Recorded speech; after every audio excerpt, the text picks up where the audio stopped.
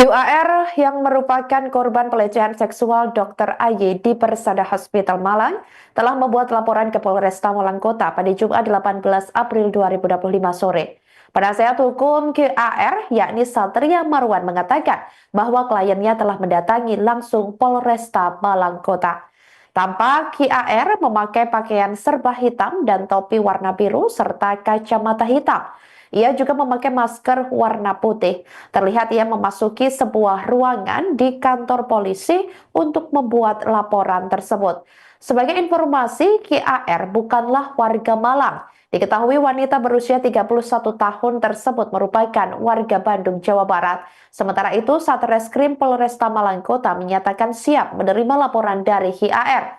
Kasat Reskrim Polresta Malang Kota, Kompol Muhammad Soleh membenarkan hal tersebut. Setelah laporan diterima, maka akan segera dilakukan proses ke tahap penyelidikan terkait kasus dugaan pelecehan seksual oleh Dr. AY di Persada Hospital terhadap korban, yakni QAR tersebut. Aku sama kan ada dulu yang ada di